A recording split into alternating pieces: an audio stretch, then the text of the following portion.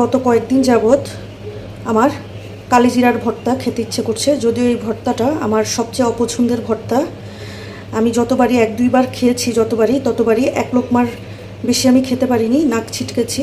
কিন্তু আসলে বয়সের সাথে সাথে মনেরও চেঞ্জ হয়। কয়েকদিন থেকে ইচ্ছে করছিল, তাই ভাবলাম যে কালিজিরা নিয়ে এসে তো আমি একটু বেছে নিচ্ছি, একটু ছোটোখাটো ময়লার মতো দেখা যায়, তো বেছে নেই। তারপরে দেখাচ্ছি যে আমি কালিজিরা ভর্তাটা কিভাবে করছি। একটা ফ্রাই প্যান গরম করে নিলাম, তো আমি এর মধ্যে কালিজিরাগুলো দিয়ে দিলাম।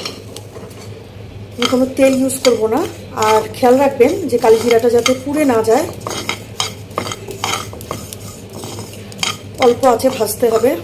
কালিজিরাটা কিন্তু বেশিক্ষণ ভাজা লাগবে না, 1-2 মিনিট পরেই দেখবেন যে একটা ছিটছিটে আওয়াজ হচ্ছে, আর কালিজিরার একটা স্মেল বের হচ্ছে, তখনই নামিয়ে ফেলতে হবে। তবে অবশ্যই কড়াইতে রাখবেন না, সাথে সাথেই ঢেলে ফেলবেন, তাহলে পুড়ে যাবে, আপনি টেরও পাবেন না, আর তিতা লাগবে খাওয়ার সময়। শুকনো মরিচ ঢেলে নিচ্ছি। আমি এখানে বেশি পরিমাণে শুকনো মরিচ নিয়েছি, কারণ আমি আরেকটা ভর্তা করব। আপনারা আপনাদের স্বাদ মতো, মানে ঝালটা আপনারা যতটুকু খেতে পারবেন অতটুকুই দিবেন। কালিজিরাটা আমি ভেজে আলাদা করে নিলাম, আর এই সাইডে আবার রসুন, পেঁয়াজ আর শুকনো মরিচ রেডি করে নিলাম। শুকনো মরিচটা তো আমি টেলে নিয়েছি, কিন্তু রসুন আর পেঁয়াজটা আমি কাঁচাই দিব। আপনারা চাইলে কিন্তু সামান্য তেলে একটু ভেজে নিতে পারেন রসুন আর পেঁয়াজটা, তবে আমি একটু কাঁচা দিয়ে দেখি কেমন লাগে, কারণ আমি তো এমনিও কালিজিরার ভর্তা খেতে পারি না। ভর্তাটা বাটার আগে আমি একটু কাঁঠালের চিড় ভর্তাটা বানিয়ে নিলাম। ভাবলাম যে একসাথে যেহেতু ভর্তা করছি, 2টা আইটেম করে নেই। তো এখন আগে এটা শেষ করলাম, এখন এরপরে আমি কালিজিরার ভর্তাটা করে নিচ্ছি। কালিজিরাটাকে এরকম করে প্রথমে আগে বেটে নিয়েছি, এখনও পেঁয়াজ রসুন শুকনো মরিচ অ্যাড করিনি। এটাকে আগে তুলে ফেলবো, এরপরে ওগুলো আবার বেটে নিব। কালিজিরাটা আমি তুলে নিয়েছি, এখন পেঁয়াজ রসুন আর শুকনো মরিচটা বেটে নিব। শুকনো মরিচ আর রসুনটা আমি বেটে নিচ্ছি, পেঁয়াজটাও বেটে নিচ্ছি একটু একটু করে। এখন যে কালিজিরাটা বেটে রেখেছিলাম সেটা অ্যাড করে দিব, একটু মাখিয়ে দিচ্ছি, কারণ এটা যেহেতু শুকনো শুকনো হয়ে আছে পড়ে যেতে পারে। এখন একটু একটু করে বাকিটাও অ্যাড করে দিব। কালিজিরাটাকে মিশিয়ে ফেলেছি, এখন আবার একটু বেটে নিব, কারণ আমার কাছে একটু দানা দানা লাগছে। হয়ে গেল কালিজিরা ভর্তা। তো আমি এর মধ্যে একটু সরিষার তেল অ্যাড করব।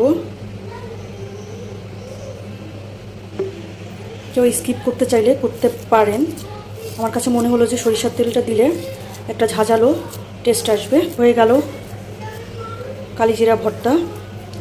তো খেয়ে জানাচ্ছি আমার লাইফের প্রথম কালিজিরা ভর্তাটার টেস্ট কেমন হয়েছে। এই যে আমার ভর্তা লাভার বেবিটা ভর্তা নিয়ে বসেছে, চোখ দিয়ে পানিও চলে এসেছে। কেমন ঝাল হয়েছে বলো তো কাঁঠালের বিচির ভর্তাটায়? মজা ঝাল হয়েছে নাকি মজা হয়েছে, কোনটা? মজা হয়নি? মজা হয়নি? তাহলে তুমি খাচ্ছ কেন? তাহলে আমাকে দিয়ে দাও, আমাকে দিয়ে না, আমাকে দিয়ে দাও, আমি নিয়ে যাচ্ছি। বাচ্চাটার জন্য ভর্তা আর ভাত নিয়ে নিলাম, তো তাকে খাইয়ে নেই। আজকের ভিডিও এখানেই শেষ করে দিব। আল্লাহ হাফেজ বলে দাও। এই যে আল্লাহ হাফেজ। আমার ভর্তা লাভার বেবি, তাই না? ভর্তা লাভার বেবি তুমি নাও। কালিজিরা দিয়ে ভাত মাখিয়ে নিলাম আমি।